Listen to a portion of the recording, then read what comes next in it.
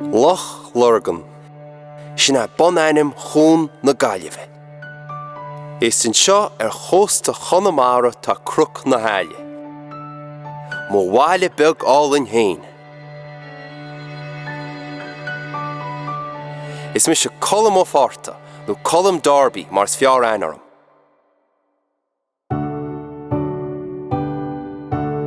Siod teach munkel.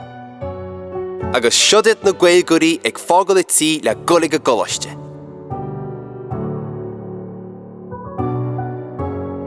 Béal doris tá na laid ag fágal i tí bhrí diarta diarmut. Sinna teach muamasa. Tá chéir a haach lóistín mórsa, agus is ondúr chóh siúl nuair bhín an aimse tirim. Agus minmhas a áil má bhín síflach. Tá os cían cuige teach lóistín fad sa boraiste. Agus is was a hé na chuide smócha ag a golaiste. Ní cuihannom sa saoiríomh nach scoirí fannachlin. Thosa mi sé ag gobar sa golaiste nuair bhí me 15. Agus mléana bhí sé go fribhlé dám a bheith mar leas phríomhaide chóirsa sí. Airím fion amse gúil cholar ar ólastam faoi híal an cholaiste. Is mis sé fionnaí chuirín. Tám sé gobar sa golaiste ó bhí mar 15 agus is múntar Gaeilge nisme. Cuní mo bhá a Gaeilgeoirí Somáile, mar sin détárá gorás me níos ló, agus is iarscoláirí iad go leor go mo cháirte. Feicim sé hain an chuiad déan an taithí Gaeltachta go mór gceann ar dhaoine óga. Go náirí tirghóib gur tean go bheoíon Gaeilge agus go mainin si le na síl hain. Bhálam hain mar múntar, mu dhíhil a dhéanna an taithí seo a níisteach go mór le obair rangan na scoile. Is mise ron na choirín agus sin mise ag stúrún waiscail aisteach go ochtar i tagad timpeall a cholaiste. Tá má tosaí ar chéim Gaeilge mléana agus tá sé ar iontain amsa a bheith riint na teanga le fóla móríoga go ceann bhád. Sprí, crack agus cartas. A bheith baint taim is a sí. Sin na rudí is mú, a tá ficí amsa ar chuí a dheos daoine isteach ar an Gaeilge.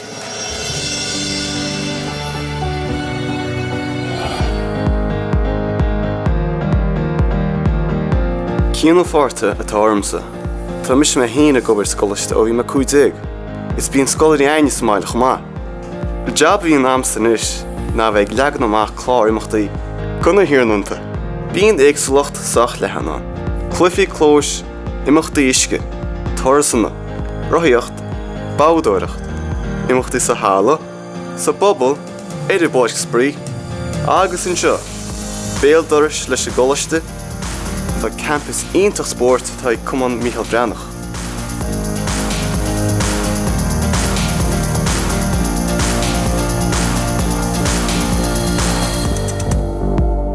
Bhfuil siomh níos áile ag éon ionad sport sa tír.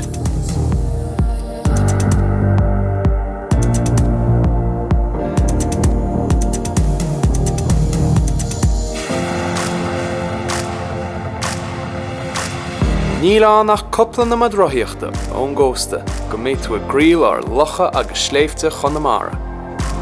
Is mis sé cuimhan, agus bím sé I mbun na doras rothaíochta.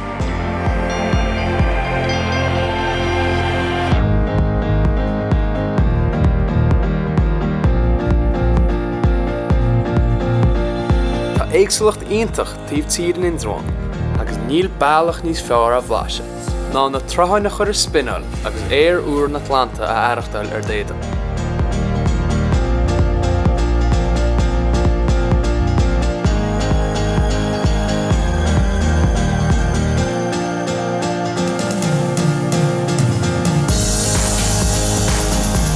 Fear na capelíní a tain fáiltarún agus muid a goile baile.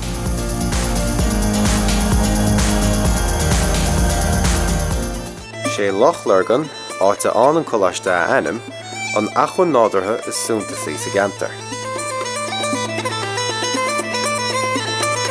Is beag lá nach déon drá mór an golaiste ar a bharge le tainneamh agus sprí bhaint eiste. Is is mis sé féchró túrisc, gus chomáile bheith múna rangana is brálum a bheith tuairt daoine amach ar an uisce. Ó, sin mis sin, atól an paddleboard mór mílteach sin am dhé.